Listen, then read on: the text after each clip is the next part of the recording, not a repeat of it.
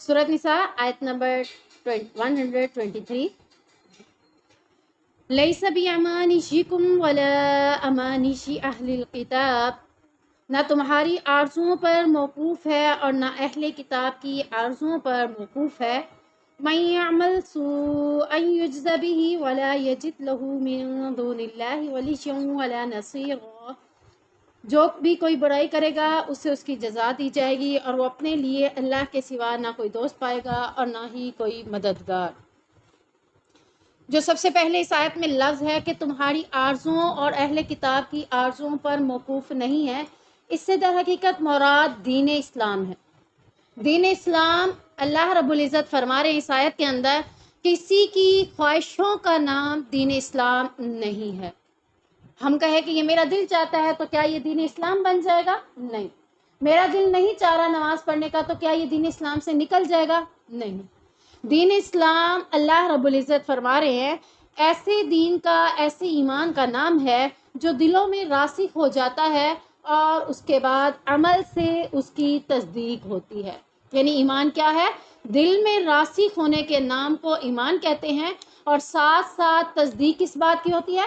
عمل سے اس بات کی تصدیق ہوتی ہے. یعنی جیسا کہ آپ نے کہہ دیا لا الہ الا اللہ، ہم سبھی کہتے ہیں نا، سبھی اس کلمے کو پڑھتے ہیں کہ اللہ کے سوا کوئی معبود نہیں ہے.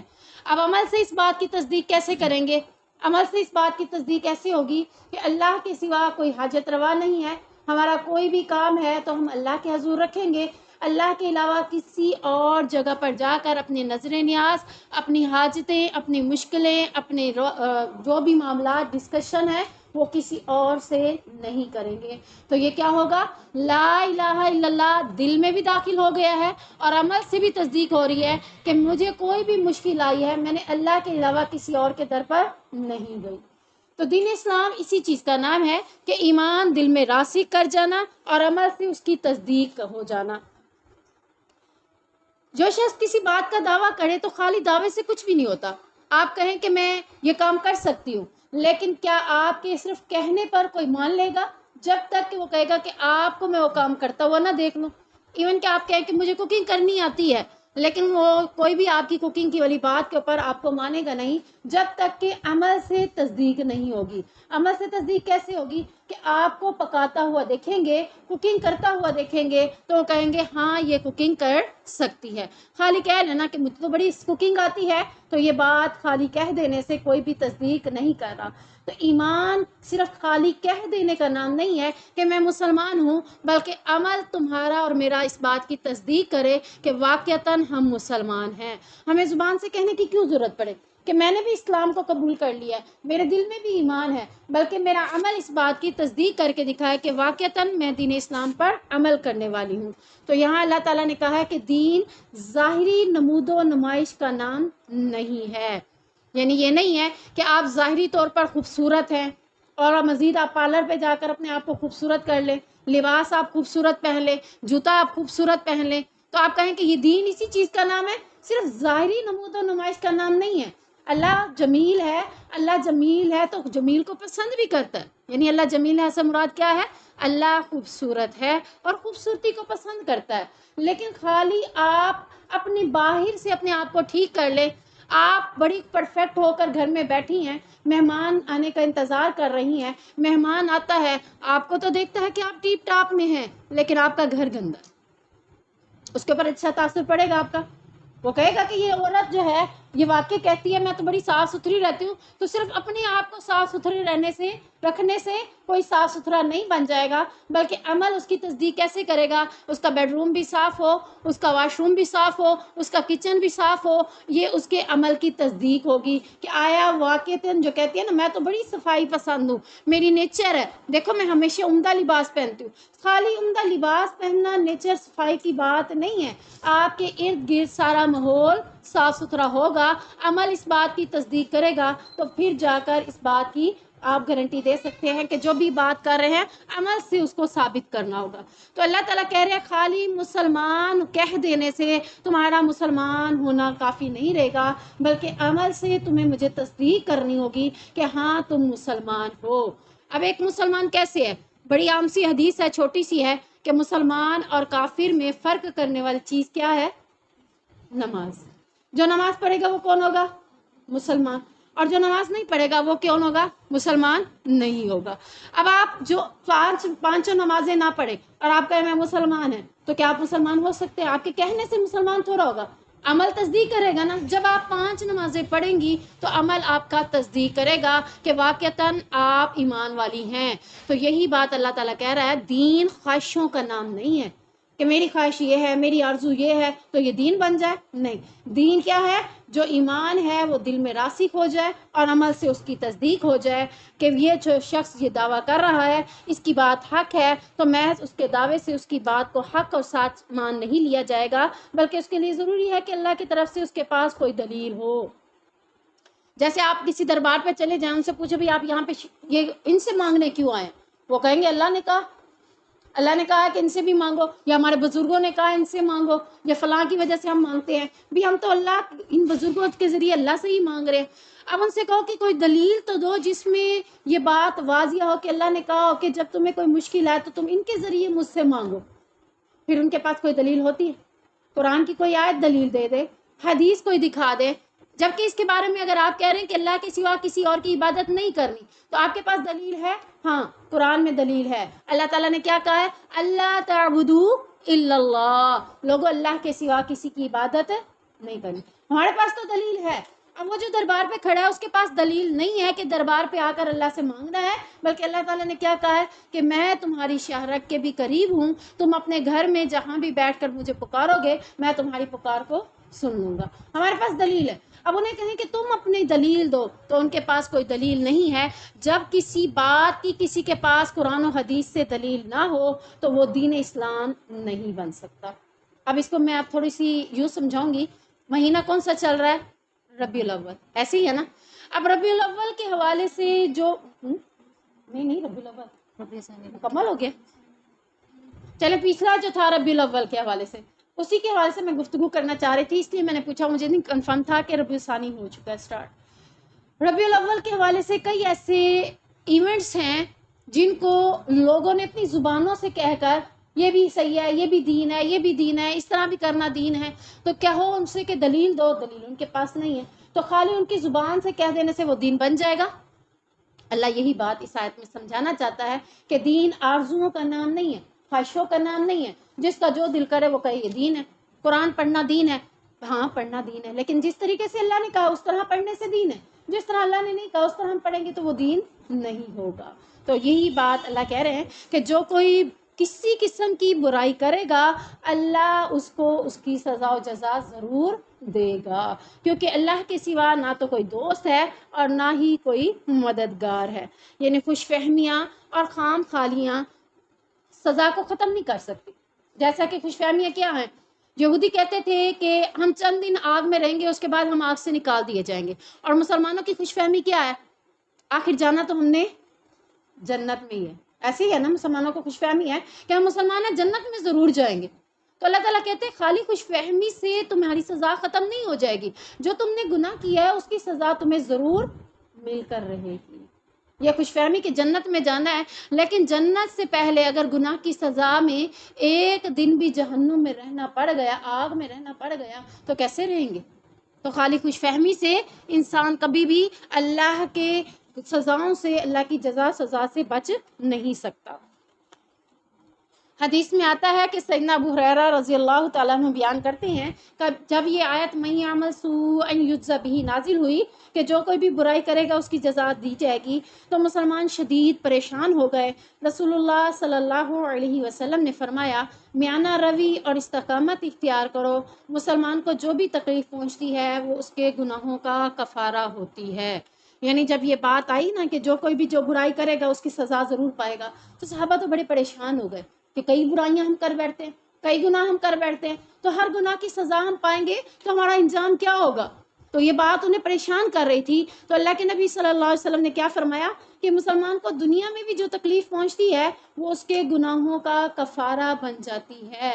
यानी आपको किसी किस्म की भी तकलीफ़ पहुंची है, रास्ते में चल रहे थे, ठोकर लगी है तो ये भी क्या है? आपको तकलीफ़ हुई है, और ये तकलीफ़ आपके किसी गुनाह को झाड़ने का सबब बन गई। گناہ کو مٹانے کا سبب بن گئی۔ اسی طریقے سے راستے میں کوئی کانٹا چبھا یا گھر میں کوئی چیز چبھ گئی ہے تو یہ بھی آپ کے گناہ کا ازالہ ہو گیا۔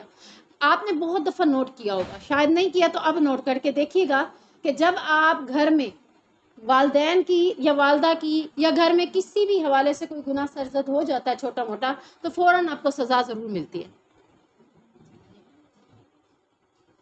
یعنی کسی بھی صورت میں چھوٹی موٹی سزا مل جاتی ہے، پھر وہ سمجھ آتی ہے کہ ہاں میں نے فلاں غلطی کی تھی، چاہے وہ آپ کو کوئی چیز چبھ جائے، چاہے آپ کو ٹھوکر لگ جائے، چاہے آپ چل رہے تھے چارپائی کے ساتھ ٹکرا کر زور سے چونٹ لگ جائے، تو یہ کیا ہے؟ یہ سب کیا ہے؟ ہمارے گناہوں کا کفارہ بن جاتی ہیں۔ تو ان چھوٹی موٹی تکلیفوں کے اوپر ہمیں صبر کرنا ہے کہ چلو شکر ہے کہ دنیا میں ہی گناہوں کا کفارہ ادا ہو گیا ہے، آخرت میں تو آگ کے سوا کوئی بھی کفارہ نہیں ہے، اب اس آگ سے تو بچ جائیں گے۔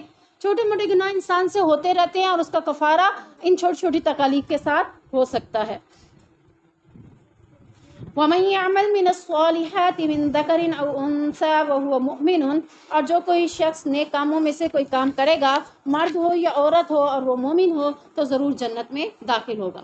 پیچھے گناہ کا ذکر ہوا کہ جو کوئی برائی کرے گا اس کی سزا ضرور پائے گا، تو آگے اللہ تعالیٰ نیکی کا ذکر کر رہے ہیں کہ تم میں سے کوئی مرد ہے یا عورت ہے، مرد نیکی کرے یا عورت نیکی کرے، اللہ تبارک و تعالیٰ کہہ رہے ہو وہ مومن تو اللہ تعالیٰ اس کو ضرور جنت میں داخل کرے گا۔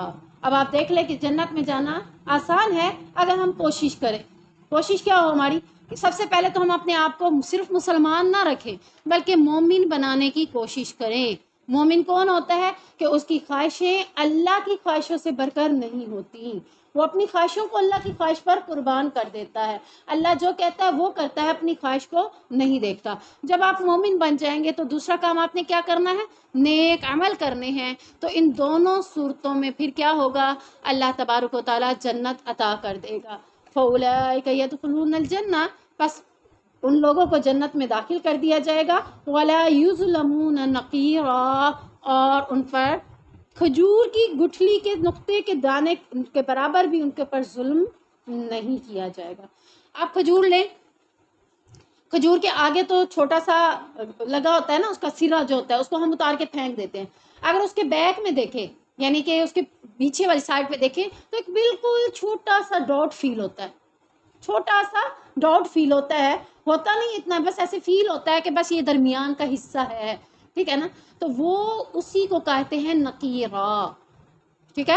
نقیرہ کس کو کہتے ہیں؟ کھجور کے بیک میں جو چھوٹا سا نقطہ ہوتا ہے، کتنا باریک ہوتا ہے؟ بہت ہی باریک ہوتا ہے۔ تو اللہ تعالیٰ کہتے ہیں کسی کے اوپر اتنا تھوڑا ظلم بھی نہیں کیا جائے گا، ہر ایک کو اس کے عمل کے مطابق سزا و جزا دی جائے گی۔ اب یہ نہیں کہا جا سکتا کہ ہائے میں نے یہ نیکی کی تھی وہ کہاں گئی، اللہ کہتا ہے میں کسی پر اتنا سا بھی ظلم نہیں کروں گا جتنا کھجور کے بیک پر کھجور کے نقطے کے برابر یعنی گٹھلی کے نقطے کے برابر ان پر ظلم بھی نہیں کیا جائے گا، یعنی حق تلفی کسی کی نہیں ہوگی۔ آپ نے جو نیکیاں کی ہوں گی اس کا اجر ملے گا، جو گناہ کی ہوں گے اس کی سزا پانی ہوگی۔ تو آج ہم اپنی زندگی کے اندر اپنے گناہوں کا ازالہ کر لیں، کیونکہ جہنم میں ازالہ کرنا بہت ہی مشکل ہے۔ اللہ تعالیٰ ہمیں مومن بنائے اور ہمیں نیک عمل کرنے کی توفیق دے تو انشاءاللہ جہنم سے بچ کر جنت میں داخل ہو سکتے ہیں۔ وَمَنْ أَحْسَنُ دِينًا مِّمَّنْ أَسْلَمَ وَجْهَهُ لِلَّهِ، اور دین کے لحاظ سے اس سے بہتر کون ہے جس نے اپنا چہرہ اللہ کے تابع کر دیا۔ وَهُوَ مُحْسِنٌ وَاتَّبَعَ مِلَّةَ إِبْرَاهِيمَ حَنِيفًا، جبکہ وہ نیکی کرنے والا ہو اور اس نے ابراہیم کی ملت کی پیروی کی ہو جو ایک طرف اللہ کا ہو جانے والا تھا۔ وَاتَّخَذَ اللَّهُ إِبْرَاهِيمَ خَلِيلًا، اور اللہ نے ابراہیم علیہ السلام کو خاص دوست بنا لیا۔ اب اس آیت میں کامیابی کا اللہ تعالیٰ معیار بتا رہے ہیں کہ اگر ہم کامیاب ہونا چاہتے ہیں، ہماری نظر میں کیا ہوتا ہے؟ میں فرسٹ آؤں گی تو کامیاب ہو جاؤں گی، میں سند لے لوں گی تو میں کامیاب ہو جاؤں گی، میں دنیا کے اندر ڈگریاں لے لوں گی تو میں کامیاب ہو جاؤں گی۔ اللہ تعالیٰ کہتے ہیں کامیابی کا ایک معیار ہے اللہ کی نظر میں، یہ تو دنیا کی کامیابی کے معیار ہے نا، اللہ کے ہاں کامیابی کا معیار کیا ہے؟ اللہ چاہتا ہے کہ جس نے اپنا چہرہ اللہ کے تابع کر دیا، یعنی معیار یہ ہے کہ انسان اپنے آپ کو اللہ کے سپرد کر دے، مرنے کے بعد نہیں، مرنے کے بعد تو ہر ایک کو سپرد کیا جاتا ہے، زندگی میں ہی، یعنی کامیابی کا معیار یہ ہے کہ آپ اپنے آپ کو کہ میں آج کے بعد وہ کام کروں گی جو اللہ چاہتا ہے، میں وہ کام نہیں کروں گی جو اللہ نہیں چاہتا۔ اس سے مراد ہے کہ میں نے اپنے آپ کو اللہ کے سپرد کر دیا۔ اور پھر میں نے اپنے ہر معاملے میں کیا کہا؟ حسبنا اللہ۔ کیا معنی ہے؟ اللہ مجھے کافی ہے۔ جب اللہ آپ کو کافی ہو جائے گا پھر آپ کو کسی اور کی ضرورت ہی نہیں پڑے گی۔ اور اللہ تعالیٰ یہی چاہتا ہے کہ ابراہیم علیہ السلام بچپن میں بہت چھوٹے تھے، باپ کو بت بناتے ہوئے دیکھتے تھے، باپ بھی بتوں کا پجاری تھا اور بت بناتا تھا، باپ کو سمجھاتے تھے کہ اپنے ہاتھوں سے بت تراشتے ہو پھر اسے خدا بنا لیتے ہو، یہ کیا کرتے ہو؟ چھوٹے سے یہ توحید کی بات شروع کی اور کہا کہ میں نے کیا کیا ہے؟ اپنا چہرہ اللہ کے تابع کر دیا، میں ان بتوں سے بیزار ہوں۔ خاندان کے خاندان بتوں کو ماننے والے، بادشاہ بتوں کو ماننے والا، قبیلہ بتوں کو ماننے والا، پورے قبیلے کے اندر ایک واحد شخص حضرت ابراہیم علیہ السلام تھے جنہوں نے کہا کہ میں نے اپنے آپ کو اللہ کے تابع کر دیا۔ کوئی بھی نہیں تھا۔ آج تو پھر بھی آپ کے پاس ارد گرد کافی لوگ موجود ہیں جنہوں نے اپنے آپ کو اللہ کے سپرد کیا ہوا ہے، لیکن اس وقت حضرت ابراہیم کے علاوہ کوئی بھی نہیں تھا۔ کیا انہوں نے سوچا کہ میرا ساتھ کون دے گا؟ میری مشکل میں میرے ساتھ کون ہوگا؟ انہوں نے کچھ بھی نہیں۔ انہوں نے کیا کہا؟ حسبنا اللہ، ہر معاملے میں مجھے کون کافی ہے؟ اللہ۔ یہاں تک کہ نمرود بادشاہ نے جب اس کو آگ میں ڈالا، اور وہ کون سی آگ تھی؟ 3 دن تک آگ جلتی رہی تھی، اتنی تیز بھڑکتی ہوئی آگ تھی، اتنے بڑے میدان میں اتنی لکڑیاں لا کر رکھ دی گئی تھی، اور اسی آگ کو لگا کر نمرود اور اس کے ساتھیوں نے کہا چلو ابراہیم کو اس کو میں پھینک دو۔ حضرت ابراہیم کو اس میں پھینک دیا گیا، اور جب آگ بھسم ہو جائے گی تو اب پھر آ کر دیکھیں گے ابراہیم کا حال کیا ہوا۔ اور آگ کہتے ہیں، جو تاریخ میں بات آتی ہے وہ یہی آتی ہے کہ 3 دن تک لگاتار آگ جلتی رہی۔ حضرت ابراہیم علیہ السلام کے پاس اس آگ میں بھی اللہ تعالیٰ نے مختلف لوگوں کو بھیجا، فرشتے بھی آئے، اللہ کی مختلف مخلوقات بھی آئیں، چڑیاں، پرند چرند، یہاں تک کہ چھپکلی اور دوسری چیزیں، سب نے آ کے کہا کہ اگر آپ کہیں تو ہم آپ کی مدد کریں۔ انہوں نے کہا کیا تمہیں اللہ نے بھیجا ہے؟ کہا نہیں۔ تو کہا میں اللہ کی مدد کے علاوہ کسی اور کی مدد لینے کا حقدار نہیں ہوں سوائے چھپکلی کے۔ کہتے ہیں کہ چھپکلی نے آ کر مدد کرنے سے انکار کر دیا تھا، شاید کہ تاریخ میں یہی بات آتی ہے کہ اس کو مارنے کا حکم اسی لیے ہے۔ تو بہرحال حضرت ابراہیم علیہ السلام نے یہ جو بات کی تھی کہ میں اللہ کے علاوہ کسی اور کی مدد نہیں لوں گا، تو اللہ تعالیٰ نے ان کی مدد کیسے کی؟ قُلْنَا يَا نَارُ كُونِي بَرْدًا وَسَلَامًا عَلَىٰ ابراہیم۔ اللہ نے قرآن کی آیتیں اندر ہی یہ واقعہ بتاتے ہوئے فرمایا کہ میں نے کہا اے آگ ابراہیم علیہ السلام کے لیے ٹھنڈی ہو جا۔ باہر سے اتنی جھلسا دینے والی آگ فیل ہو رہی ہے، حضرت ابراہیم اندر بیٹھے ہیں تو حضرت ابراہیم کے لیے خالی حکم ہوا تھا، آگ فل ٹھنڈی سب کے لیے نہیں ہوئی تھی۔ قُلْنَا يَا نَارُ كُونِي بَرْدًا وَسَلَامًا عَلَىٰ ابراہیم، صرف ابراہیم کے لیے یہ آگ ٹھنڈی ہو جا۔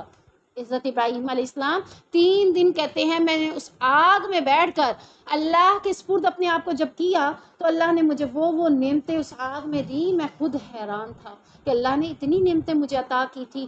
اور 3 دن بعد جب نمرود دیکھنے آیا اور ان کے لوگ دیکھنے آئے قبیلے کے، تو وہ حیران رہ گئے کہ حضرت ابراہیم تو صحیح سلامت بیٹھے ہیں۔ اب ان کی یہ نیکی کیا تھی کہ انہوں نے اپنے آپ کو کیا کیا؟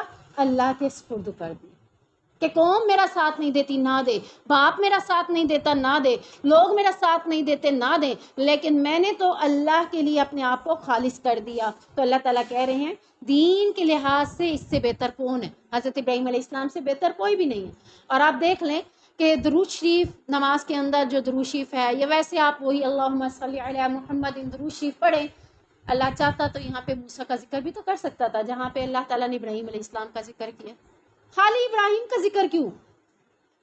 ہارون کا ذکر کر سکتے تھے، 1,24,000 پیغمبر آئے ہیں نا، کسی اور پیغمبر کا ذکر کر سکتے تھے، لیکن اللہ نے حضرت ابراہیم علیہ السلام کا ذکر کیوں کیا؟ کیونکہ اللہ کو حضرت ابراہیم کی یہ بات پسند آ گئی کہ انہوں نے اپنے نفس کو، اپنے آپ کو اللہ کے تابع کر دیا تھا۔ وجہہ للہ، انہوں نے کہا کہ میں نے اپنے آپ کو اللہ کے سپرد کر دیا۔ تو اللہ تعالیٰ کہتے ہیں دین ابراہیم، ملت ابراہیم سے بڑھ کر دین کوئی بہتر نہیں، اور دین میں سب سے بہتر شخص دیکھنا ہے تو حضرت ابراہیم سے بڑھ کر کوئی بھی نہیں ہے۔ تو حضرت ابراہیم کے دین کے اوپر ہی اللہ تبارک و تعالیٰ نے بنیاد رکھی جو کہ توحید پر تھی، اور پھر فرمایا کہ حضرت ابراہیم علیہ السلام کے اس عمل کو اللہ نے اتنا پسند کیا کہ واتخذ اللہ ابراہیم خلیلا، کہ اللہ نے حضرت ابراہیم علیہ السلام کو کیا بنا لیا؟ دوست بنا لیا۔ اب عام دوستی کا معیار کیا ہوتا ہے؟ میں آپ کی دوست ہوں یا آپ کی کوئی اور دوست ہے، آپ کہتے ہیں جو میری چیز وہ تمہاری چیز، ٹھیک ہے نا؟ دوستی میں یہی ہوتا ہے نا کہ جو میں وہ تم، جو میں کھاؤں گی وہ تم کھاؤ گے، جو تم کرو گے وہ میں کروں گی، یعنی دوستی کا ہمارا معیار ایسا ہوتا ہے۔ اللہ تعالیٰ کے ہاں دوستی کا معیار یہ نہیں ہے۔ اللہ تعالیٰ نے انہیں اپنے دوست تو بنایا۔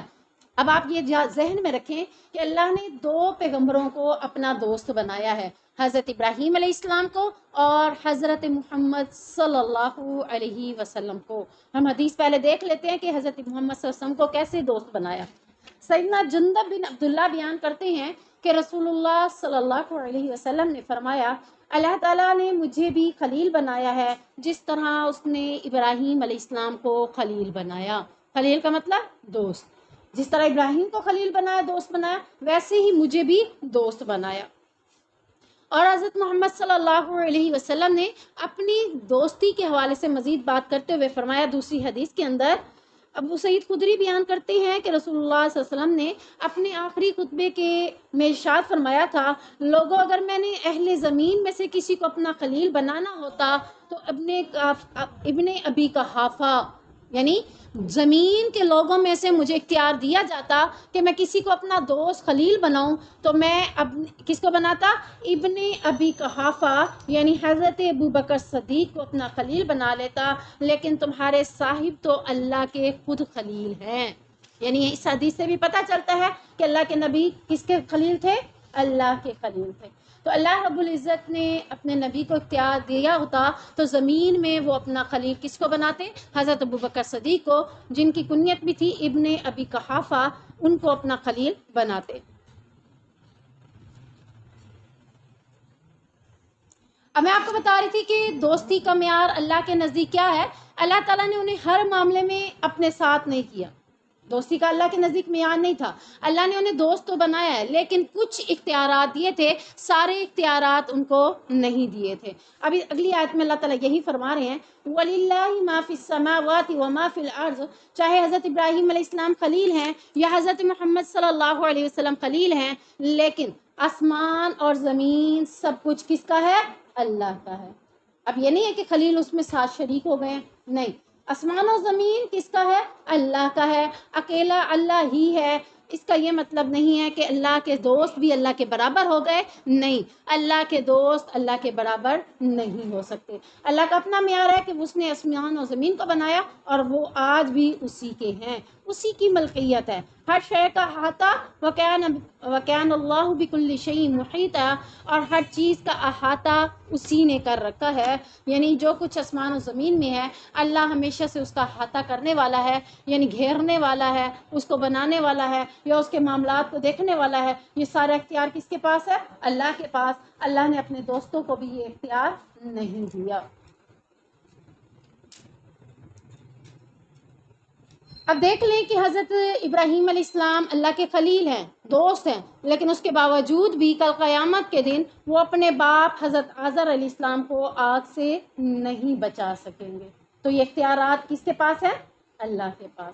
اللہ نے اپنے دوستوں کو بھی یہ اختیار نہیں دیا کہ تم جس کو مرضی ہے اپنے ساتھ جنت میں لے جاؤ، نہیں، بلکہ حضرت آزر علیہ السلام کے بارے میں آتا ہے، حضرت ابراہیم علیہ السلام کے باپ آزر کے حوالے سے آتا ہے کہ وہ بھی کل جہنم میں ڈالے جائیں گے۔ تو یہاں سے پتہ چلتا ہے کہ یہ سارے اختیارات کا مالک کون ہے؟ صرف اللہ۔ جب اللہ نے اپنے دوستوں کو اپنے اختیارات نہیں دیے تو یہ پیر، فقیر، اولیاء اللہ، قبروں کے اندر پڑے ہوئے لوگ، ان کو اللہ نے کوئی اختیار دیا؟ لوگ جا کر وہاں پہ سجدے کر رہے ہوتے کہ اللہ نے اختیار دیا کہ وہاں جا کے سجدہ کریں؟ تو اللہ نے یہ سارے اختیارات جو اپنے ہیں وہ اپنے پاس ہی رکھے ہیں، اپنے علاوہ کسی کو بھی نہیں دیے۔ اگلی آیات میں ہم نے شروع سورۃ نساء میں یتیموں کے حقوق پڑھے تھے، اگلی آیت میں اسی کے حوالے سے تھوڑا سا مزید ڈسکشن اس سورت کے اندر کی گئی ہے۔ وَيَسْتَفْتُونَكَ فِي النِّسَاءِ، اور وہ تجھ سے عورتوں کے بارے میں سوال کرتے ہیں، قُلِ اللَّهُ يُفْتِيكُمْ فِيهِنَّ، کہہ دیجئے اللہ تمہیں ان کے بارے میں حکم دیتا ہے، یہ فتویٰ دیتا ہے۔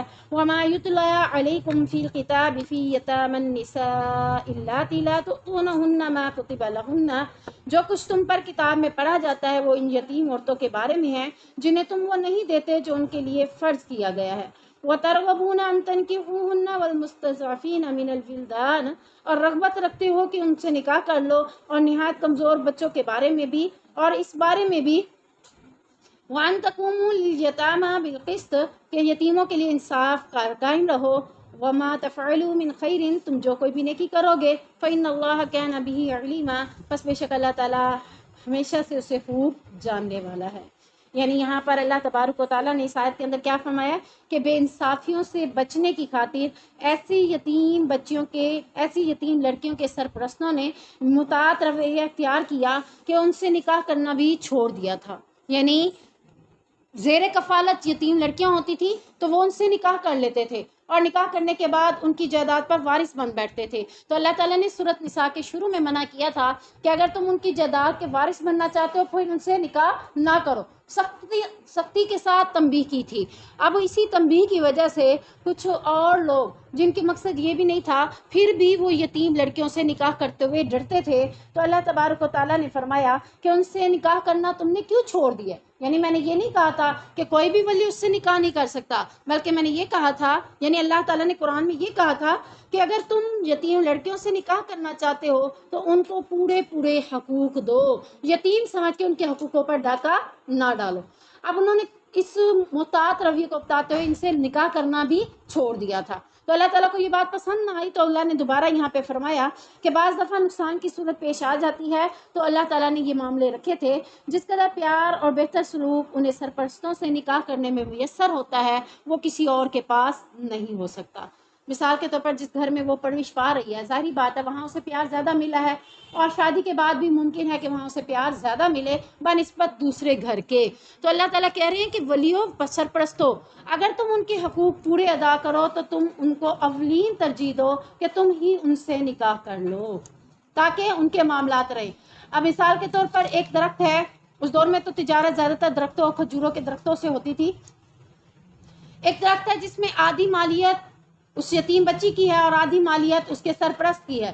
اب سرپرست نے مالیت میں آدھی مالیت تو اس کی ہے، دوسری آدھی مالیت بچی کی تھی، لیکن اس سے نکاح اس مقصد کے لیے کر لیا کل کو تاکہ یہ اس کو میں نہ دوں اور یہ میں سارے درخت میرے پاس رہ جائے۔ اس صورت میں اس لڑکی سے نکاح کرنا منع ہے۔ اگر وہ یہ کہتا ہے کہ ٹھیک ہے بعد میں بھی آدھے پیسے اس کے ہیں آدھے میرے رہیں گے، تو اس صورت میں اللہ تعالیٰ نے ولی کو اختیار دے دیا ہے کہ وہ چاہے تو اس سے نکاح کرے، بلکہ یہ زیادہ انصاف کے قریب ہے کہ اگر اسی گھر کے اندر جس میں پیار و محبت سے وہ پلی تھی، پرورش پائی تھی، انہی کے زیر کفالت یتیم لڑکیوں سے نکاح کی اجازت دے دی گئی، مگر اس شرط کے ساتھ نہ تو حق مہر میں کمی کریں گے نہ ہی ان کے دوسرے حقوق غصب کریں گے۔ یعنی اب آپ یہاں سے کہہ سکتے ہیں کہ ایک ولی یا سرپرست اگر کسی یتیم لڑکی کی پرورش کرتا ہے اور اس سے نکاح کرنا چاہتا ہے تو نکاح کی شرائط کیا ہیں؟ 2 شرائط ہیں۔ نمبر 1 کیا ہے؟ حق مہر میں کمی نہیں کرے گا، اور دوسرے جو کچھ تم طے کرو گے وہ اسے ادا کرو گے، اور ان کے دوسرے حقوق وراثت وغیرہ کے بھی انہیں پورے ادا کرو گے، تو پھر تو تم ان سے نکاح کر سکتے ہو۔ اگر یہ 2 مقصد تمہارے نہیں ہیں تو پھر تمہیں ان سے نکاح کرنے کے بجائے کسی اور کے ساتھ ان کا نکاح کر دینا تمہارے لیے بہتر ہے۔ سیدہ عائشہ بیان کرتی ہیں کہ وَتَرْغَبُونَ أَن تَنكِحُوهُنَّ، اور خواہش رکھتے ہو کہ ان کے ساتھ نکاح کر لو، یعنی یتیم لڑکی جو تمہارے زیر پرورش ہو، اگر وہ کم مال اور معمولی حسن جمال والی ہو تو پھر تم اس سے نکاح نہیں کرنا چاہتے، لہٰذا منع کر دیا گیا کہ اگر وہ محض مال اور جمال ہی کی وجہ سے نکاح کرنا چاہتے ہیں تو پھر نکاح نہ کریں۔ یعنی اگر یتیم بچی مال والی بھی ہوتی، خوبصورت بھی ہوتی، تو پھر کیا کرتے تھے؟ اس سے شادی کر لیتے تھے۔ اگر وہ خوبصورت بھی نہیں ہے، مال والی بھی نہیں ہے، تو پھر اس سے نکاح نہیں کرتے تھے۔ تو اللہ تعالیٰ نے اس آیت کے اندر ہمیں یہ بتاتے ہوئے منع کر دیا کہ مال اور حسن جمال کی وجہ سے اگر شادی کرتے ہو تو پھر اس یتیم سے شادی کرنا تمہارے لیے ٹھیک نہیں ہے۔ اگر تم مال اور حسن جمال کی وجہ سے نہیں بلکہ اس لڑکی سے محبت کرتے ہو، اس سے شادی کرتے ہو، چاہے وہ مال والی بھی ہے، حسن جمال والی ہے، پھر بھی تم اس سے کر سکتے ہو۔ یعنی یہاں سے پتہ کیا چلتا ہے؟ نیت۔